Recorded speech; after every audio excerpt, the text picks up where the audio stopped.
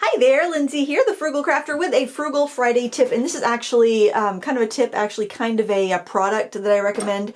I've been using this for several years. Before I got this, I had a plastic one that lasted pretty well, but I would highly recommend one of these metal ones. I think I paid about $6 for this on Amazon. You can get even a higher quality one at art suppliers, but just go with a metal one. And what this is a tube crimper, and you could use this on any sort of tube product you have, like a tube of tomato paste or a toothpaste or whatever. But what it does is it allows you to get every last bit of paint out of your paint tube. So this is great because it's convenient, it's great because it saves money, and we spend quite a bit of money on paint. We don't want to waste it. So I just got back from painting outdoors and I noticed I had used a fair amount of several colors, so I just wanted to go and get these ready for my next painting session.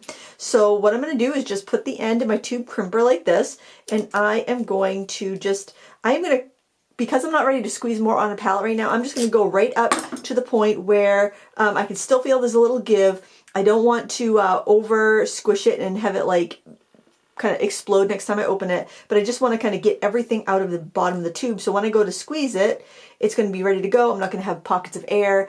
And the reason you don't want pockets of air in your tube of paint is because that air in there will make things dry out quicker. And so hopefully if I haven't squeezed it too much, I can take the cap off and it's not going to overfill. See, it's perfect. It's not going to squeeze out. I can even give it a little squeeze and have it a little bit go back in, but I definitely have taken out the extra air from the tube.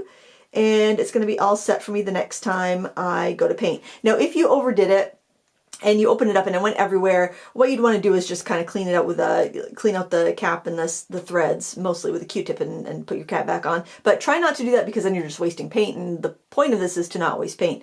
So if you're in your studio though and you're painting, then using this to actually squeeze your tube and like let the paint go right on your palette to use, that's a really great way to do it. That way you know you're not going to over squeeze it. But I was just getting these kind of ready to go for my next plein air painting trip. And I really love this for watercolor because when you are squeezing out that last bit of watercolor paint from your tube, you can be squeezing that right into a palette and get every last expensive drop out of that container. So for a $5 investment, if I can find this one, I'll go look back on my Amazon orders. I'll see if I can find this exact one and link it down below. For an investment for under $10 to get every scrap of paint out of your tube, I think that's wise. And plus, it's environmentally friendly because you are using every drop you paid for. And the most environmental supply you can use is the one you already have, right? Don't let your paint go dry in the tube. Don't waste the things you've already bought and paid for. Use them up, and then you'll feel good when it's time to replace them because you'll know they haven't gone to waste.